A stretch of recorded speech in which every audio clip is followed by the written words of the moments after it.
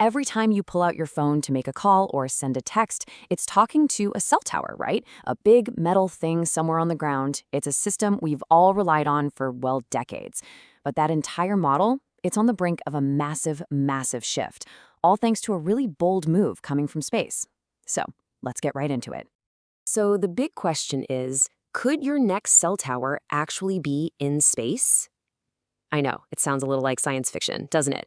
But this is quickly becoming a reality, and it's one that could totally change how we think about mobile connectivity, forever.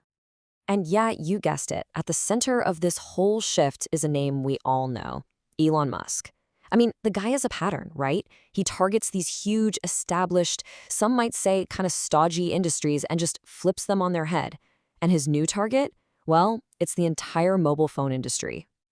I mean, his track record really speaks for itself, doesn't it? With Tesla, he made electric cars not just mainstream, but desirable. With SpaceX, he completely changed the game, slashing the cost of getting to space with reusable rockets.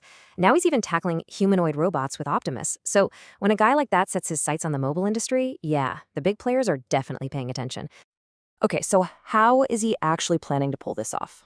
Well, it all boils down to one absolutely massive, really strategic move, something that industry analysts are already calling a spectrum coup.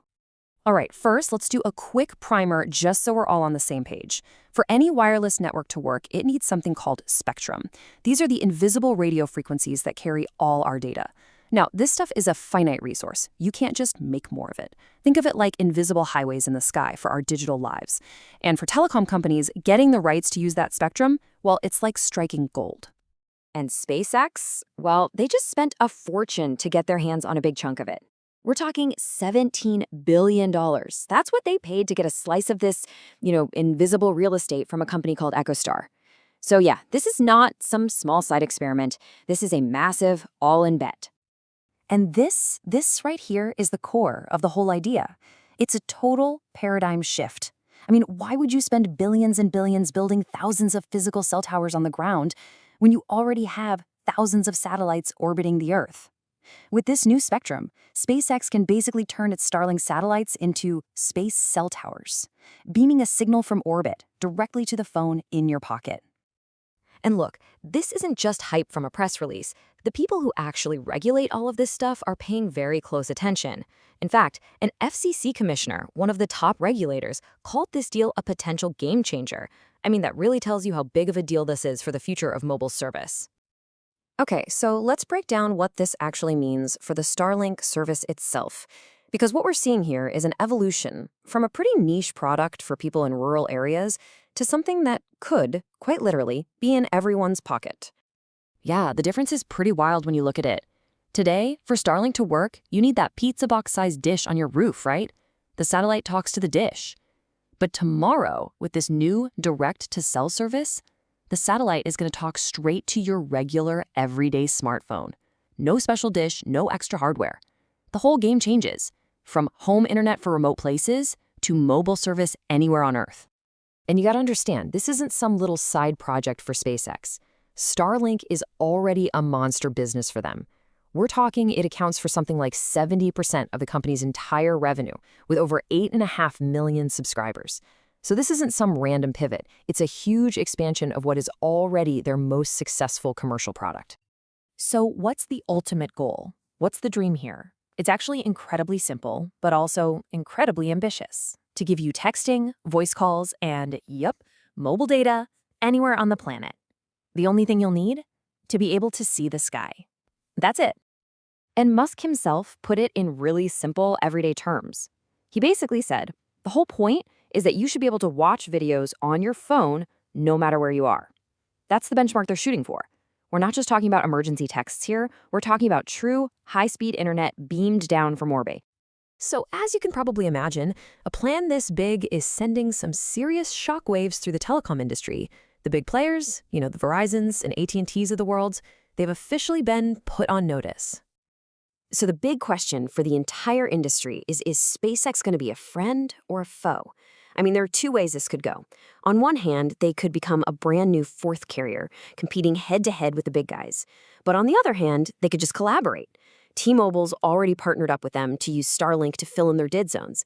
So in that sense, Starlink would just be an augmenter, making the networks we already have even better. For the time being, the battle lines are pretty clear, and they're drawn based on population. If you're in a city or a suburb, the traditional carriers have a massive advantage with their dense networks of cell towers. But Starlink's real power, its immediate strength, is out in those rural and remote areas, exactly the places where cell towers are hard to find. Now, it's really important to keep the hype in check here. As one top telecom analyst, Craig Moffett, pointed out, Starlink's service today is, and I quote, not remotely competitive with what you get from the big carriers in a city. And it makes sense, right? The sheer amount of data that a fiber-connected 5G tower can handle is just something satellites can't really compete with, at least not yet. So yeah, the vision is absolutely huge, but it's not going to happen overnight. There are still some pretty significant hurdles that SpaceX has to get over. To make this whole thing a reality, they've got to clear 4 major hurdles. First up, device compatibility. Basically, our phones need new chips and software to talk to these satellites. Now, companies like Apple have already started on this, which is a big deal. Second, they just need more satellites and more spectrum to handle everybody using it. Third, you've got regulatory hurdles. Navigating telecom laws in every single country, that is a bureaucratic nightmare. And finally, there's the network integration piece. Just getting the satellite and cellular networks to talk to each other smoothly is a massive technical puzzle. So that first hurdle, getting our phones ready, how long is that going to take? Well, Musk himself thinks it'll be about 2 years before phone manufacturers can get all the necessary hardware built into most new phones. So realistically, we're probably looking at 2025, maybe 2026 before this starts to feel mainstream. So what's the bottom line for you and me? Well, it could mean the end of mobile dead zones, for real. It means better, more reliable coverage when you're out hiking in the middle of nowhere, on a boat, or even during a natural disaster when ground towers go down. Plus, more competition is almost always a good thing for consumers. It could push all the carriers to give us better service. The ultimate goal here is a future where your phone just works, anywhere. No exceptions. Really, the fundamental change here is that the line between a ground network and a satellite network is completely blurring. In the very near future, your phone won't know or even care if it's talking to a cell tower down the street or a satellite 300 miles up in space.